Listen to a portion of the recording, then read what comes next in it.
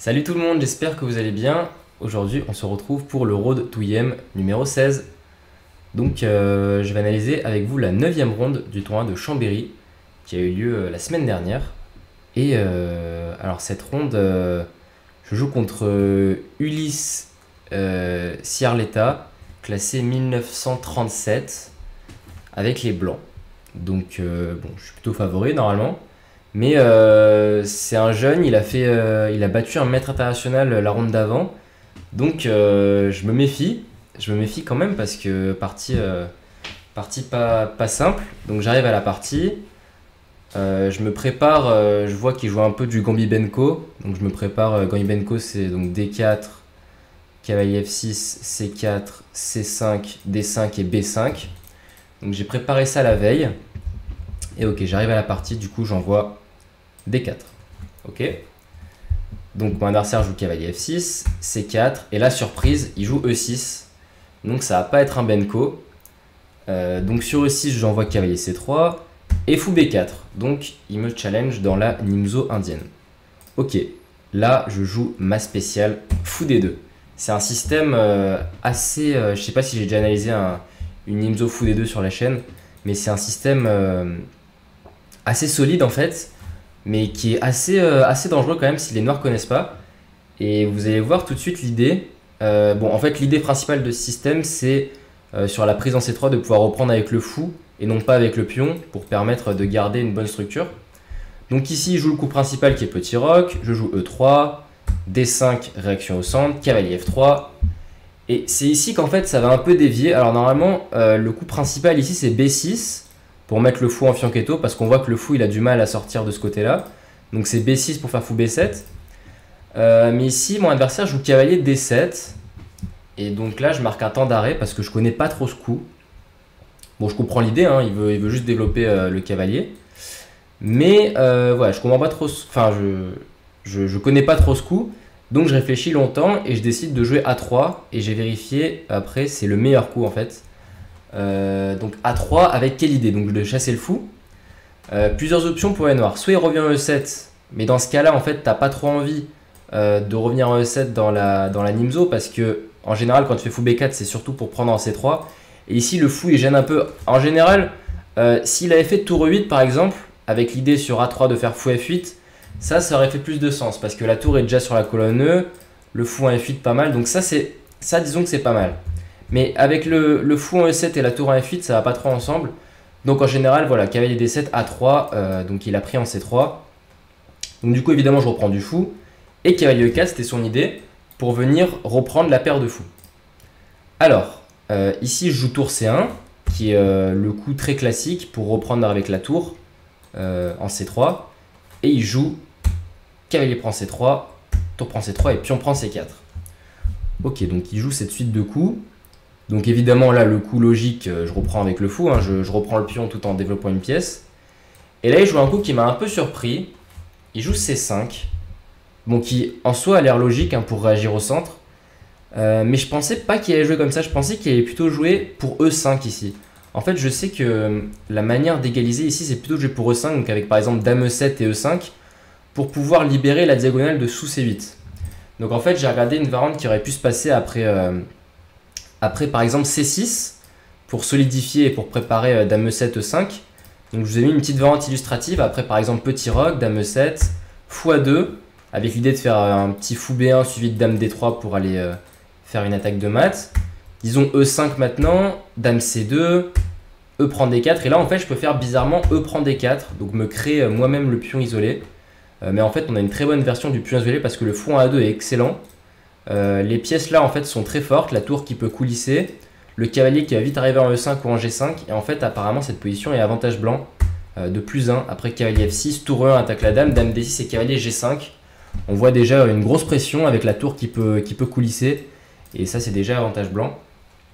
Donc voilà, on n'a pas peur de dame prend D4, on a trop de jeux sur le petit roc en fait.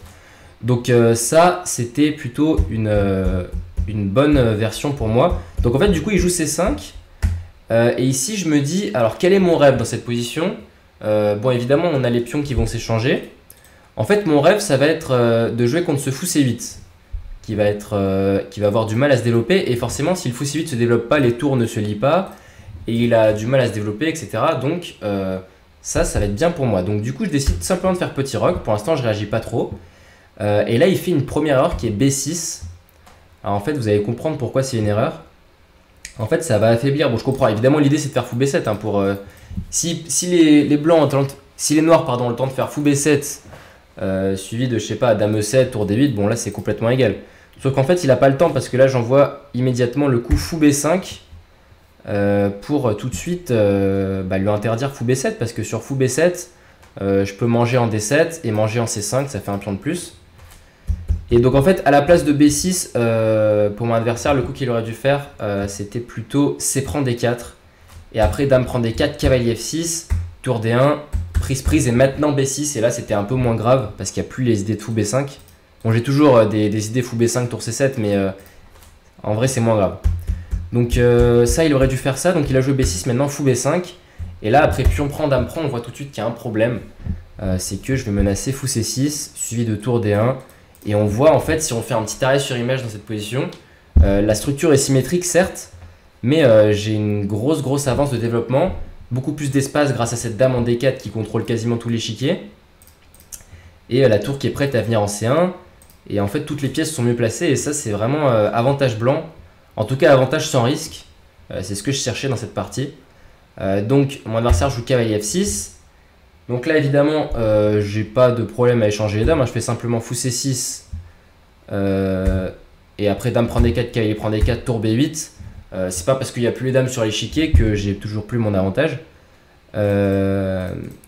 Voilà. Donc, alors ici, dans cette position, je joue fou F3, qui est un très bon coup pour menacer cavalier C6. Et alors, c'est là que je vais peut-être rater le gain quasiment de la partie. Parce qu'il joue fou B7. Et là, j'avoue que j'ai été un peu feignant dans le calcul. Je me suis dit, je fais cavalier C6, je gagne son fou contre une tour, et je vais essayer de jouer... non, je gagne son fou contre mon cavalier, pardon. Je reprends avec la tour, après fou prend, tour prend. Et je vais essayer de jouer cette finale techniquement en jouant sur la supériorité de mon fou par rapport à son cavalier. Mais ici, en fait, je voulais chercher, j'avais un coup qui gagnait, en fait. Enfin, qui gagnait, qui prenait un énorme avantage. Je vous laisse mettre la pause. Pour ceux qui ont enlevé la pause, on va y aller. C'était le coup tour C7. Avec l'idée subtile que sur fou prend F3, je fais pas cavalier prend F3, mais G prend F3. Un peu contre-intuitif de se mettre la structure comme ça, mais en fait, c'est parce que le cavalier D4 va être extrêmement fort. J'ai mis une petite variante illustrative, par exemple, A5, cavalier C6. Attention, il peut pas aller n'importe où. Sur tour C8, il y a la fourchette en E7. Donc, il doit venir en A8. Et maintenant, tour B7, je vais gagner le pion en force. Toujours, il n'y a pas de tour C8 à cause de cavalier E7, donc il peut toujours pas vous voyez, ces deux cases là qui sont interdites pour la tour, donc il peut toujours pas s'enlever des problèmes. Tour prend B6, on voit pas trop comment il le part. Sur cavalier D5, je vais avoir E4 et on voit que ça va pas pour lui. Donc ça, c'était vraiment gros avantage, voire gagnant. Donc j'ai fait cavalier C6 et après fou prend, tour prend. Bon, j'ai un petit avantage quand même, mais c'est pas non plus décisif. On va voir comment ça va continuer. Tour D8, tour C1. Donc j'ai pas peur évidemment de tour D2 parce que je peux simplement faire tour C2. Et sa tour est obligée de partir parce que s'il fait tour D8, attention, il y a prise et il est dans le couloir. Donc ça, ce serait mat en 2 ou en 3. Donc ça, c'est pas possible. Donc du coup, il a joué cavalier D5 et là, je joue tour D1 avec l'idée de venir lui créer un pion isolé. Voilà, cavalier D5 qui n'était pas très précis. Ici, il joue G6. En fait, l'ordi suggère simplement de revenir en F6, donc d'admettre un petit peu la faute. Et qu'après tour prend D8, tour prend D8, tour C7, c'est pas si grave. On a l'impression que les blancs gagnent hein, parce que bon, les pions vont avoir beaucoup de mal. Par exemple, après A5, tour là, il peut pas tellement défendre parce qu'il y a toujours mat. Mais en fait, l'ordi trouve une très bonne ressource. Il trouve G5, en fait, qui va venir embêter le fou avec G4 et tout de suite déjà se libérer des mates du couloir. Et après, par exemple, tour prend A7, tour D2. Menace G4 pour gagner le fou, attention, parce que si le fou bouge trop loin, il y a mat. Donc je vais devoir faire un coup comme H3 et après tour prend B2, c'est juste redevenu égal. Donc ça, j'ai vraiment rien dans cette finale. Donc c'était mieux de revenir à F6, mais il a joué G6 et c'est là que va arriver la phase technique. Donc évidemment, je prends D5, je crée le pion isolé. Et ici, comment vous jouez? On va faire un deuxième arrêt sur image. Donc bilan de la position, matériel égal, mais tour plus active. et pion isolé. Donc meilleure mobilité de la tour et meilleure structure de pion. Mais il faut encore la gagner, c'est pas si simple. Donc ici, comment vous jouez avec les blancs? Alors, pour ceux qui ont enlevé la pause, on va y aller. En fait, j'ai pas fait tour C7 tout de suite, j'ai d'abord fait roi F1. Toujours améliorer les pièces. Roi F1, très bon coup, l'ordi le confirme d'ailleurs. Tour D8, et ici je fais tour C7. Et en fait, tour C7, c'est pas le bon coup. Là, j'avoue que c'est pas le bon coup, tour C7. En fait, il fallait simplement faire roi E2. Je vais vous dire de quoi j'ai eu peur sur roi E2. Évidemment, roi E2, l'idée sur D4, c'est que je fais E4, suivi de roi D3. Et là, c'est là, le pion D, on voit qu'il va tomber, ça va pas du tout pour les noirs. Donc moi, j'ai eu peur de tour D7 en fait. Je me suis dit, tour D7, il défend là, il contrôle la 7ème et je vais pas pouvoir passer. En fait, j'ai mis une variante illustrative qui montre à quel point les noirs sont dominés dans cette position. Après, par exemple, roi D3, roi G7 et G4, très important, pour vraiment venir contrôler les cases. Et je vais passer la variante que j'ai mis, la première ligne d'ordi. Donc en fait, si les noirs attendent et font rien, on peut se dire les noirs font rien, les blancs peuvent pas progresser. Mais en fait, je peux simplement, voilà, je centralise le roi, je pousse les pions, même peut-être un petit coup de H4. Voilà, Et maintenant, après roi F6, menace mat, on peut se dire tour D8, mais sur tour C7, il y a retour D6. Maintenant, je refais roi E5. Et la tour E6 reprend D5, et ça, c'est complètement gagnant. Et en fait, vous voyez à quel point les noirs ne peuvent pas... Parce qu'ils en fait, ils sont quasiment en zugzwang, en fait. Si la tour bouge, j'envoie tour C7, et le problème. Et si la tour bouge ici, je peux envoyer tour ici et tour prend, ou même roi D4, roi prend D5. Enfin, bon, pas tout de suite, mais bon, en tout cas, la tour doit rester pour protéger ce pion. Et vous voyez que c'est pas si simple. Donc tout ça pour dire que roi E2 était bien meilleur que tour C7, parce que tour C7, j'ai laissé l'opportunité que mon adversaire a saisi d'ailleurs, très bien joué à lui, il a joué D4. Et en fait, du coup, c'est plus si clair, parce qu'il s'active, et même si je vais gagner à 7, c'est pas si simple. Donc la première variante que je regarde ici, c'est qu'est-ce qui se passe après pion prend et tour prend A7. Et en fait, je vois tour D2 et j'aime pas trop. Parce que je me dis, il attaque le pion. Bon, évidemment, j'avais vu que je pouvais faire B4 et après venir gagner B6. Mais bon, en fait, ce genre de finale-là, après tour A6, par exemple, roi G7, tour prend, ça, je sais que c'est quasiment nul. Enfin, c'est très très dur à gagner. Mais en fait, il y a un truc assez instructif dans cette finale. C'est que, ok, celle-là, elle va être nul parce que la tour va venir derrière le pion et ça c'est très très dur à gagner. Il y a beaucoup plus de chances de nul que de gain pour les blancs, mais en fait il y a un truc assez instructif ici, c'est que je peux jouer avec B5 A4. En fait je peux jouer comme ça, regardez. La variante illustrative que j'ai mise, c'est par exemple H5 H4, tac tac tac, donc ça c'est plus ou moins forcé, il peut rien faire en fait avec son roi. Et en fait après A4 par exemple, en fait il bouge pas, il attend. Parce que dès que je prends en B6, il prend A4. Mais en fait, je prends jamais en B6. Et en fait, je monte le roi et je laisse tomber F2 pour aller prendre B6. Et en fait, je joue avec mes pions qui sont bien plus avancés que sa majorité qui est juste immobile. Et ça va complètement gagnant. Ça va être complètement gagnant parce que s'il vient pas prendre F2, évidemment, j'ai le plan très simple. Je monte et je prends B6 et c'est terminé.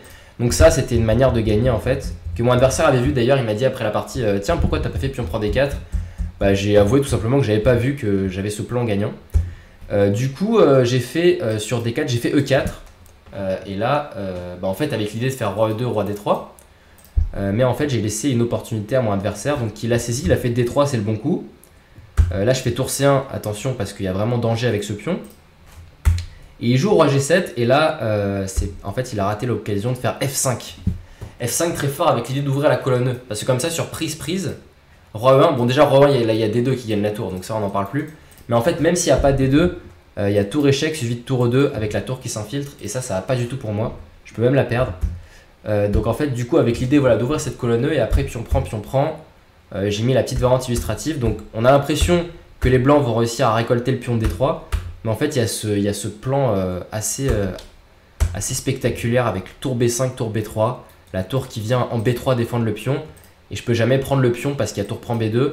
Et disons, même si le roi il vient par exemple roi C4, A4, et là c'est une forteresse en fait. Je peux jamais rien faire. La tour qui met la pression sur B2, je peux jamais passer, là c'est match nul. Donc mon adversaire a raté F5 et il a joué finalement roi G7, le naturel roi G7, mais là du coup j'ai ramené mon roi tranquillement après F3, roi F6, roi F2, roi E5, roi E3. Et là on voit le pion D qui va tomber. Et malheureusement la partie avec Donc là il joue F5, il essaye un petit peu de faire le plan mais trop tard. Parce que là j'ai F4 échec, Roi E6 et E5. Et là je crée le pion passé et là il n'y a plus beaucoup d'espoir. Donc il a tenté G5 qui est bien tenté pour aller s'activer sur la colonne G. Donc évidemment je ne vais pas prendre parce qu'il y a Roi prend E5. Mais j'ai joué simplement G3 et après pion prend, tour G8. En fait c'est pas si dangereux que ça qu'il s'active sur la colonne G parce que le pion en E5 va être trop fort et le pion F5 va tomber. Donc la partie a continué par tour C6 échec, Roi E7. En fait je vais même pas prendre le pion H7. Moi le seul truc que je veux c'est prendre F5 pour jouer les deux pions passés. Donc voilà, après Roi prend D3, tour G4, Roi E3, tour G2. En fait je vais le laisser prendre tous les pions et vous allez voir que les pions sont tellement avancés que si je gagne le pion F5 c'est complètement fini. Après tour là, tour prend H2, tour G5, tour H3, Roi E4, tour prend A3. Et là on peut se dire que en fait il a récupéré les pions, sauf qu'en fait ce qui est important en finale de tour, et ça c'est vraiment un truc que vous devez retenir de cette vidéo, c'est que ce n'est pas la qualité, ce n'est pas la quantité des pions, c'est la qualité qui compte. Là vous voyez qu'il a une quantité supérieure, il a 3 pions contre 2, mais j'ai des pions d'une qualité bien meilleure parce qu'ils sont plus avancés. Donc voilà, c'est vraiment la qualité des pions passés et non pas la quantité qui compte. Et vous allez voir que ça va se confirmer après tour G7, Roi F8, tour prend H7. Et là en fait je suis beaucoup trop en avance. Donc la partie s'est finie assez rapidement, A5. En fait juste à pousser, c'est facile, je fais F5, F6, E6 et c'est terminé. Tour A1, F6. Voilà, s'il avait fait des échecs, je me serais caché par là et j'aurais fait des réseaux de maths. Donc il a décidé d'avancer son pion. E6, menace, tour H8 mat, attention. Et après, tour en échec, Roi D5, Roi G8, tour A7. Il y a eu abandon parce que je menace le pion et je menace juste de faire tour A8 avec F7, F8 et c'est complètement imparable. Donc c'est une victoire dans cette finale de tour. Voilà, ça n'a pas été simple, hein. Il a raté, vous voyez, je vais vous montrer le moment où il a raté le F5. Ici en fait il a raté l'opportunité de faire F5. Au lieu de faire Roi G7, il pouvait faire F5 là pour vraiment désorganiser et ça c'était très chaud. Mais bon finalement on s'en est bien tiré dans cette finale, on a réussi à la gagner proprement, je dirais pas proprement parce qu'on a fait quand même des teasers, mais disons on l'a gagné assez normalement. Voilà, donc du coup ça m'a permis de finir 3ème de ce tournoi de Chambéry et de passer les 2250 virtuellement. Donc ça fait super plaisir pour le Road to IM. J'espère que vous avez apprécié cette petite vidéo et je vous donne rendez-vous très bientôt pour des prochaines vidéos sur la chaîne. Ciao!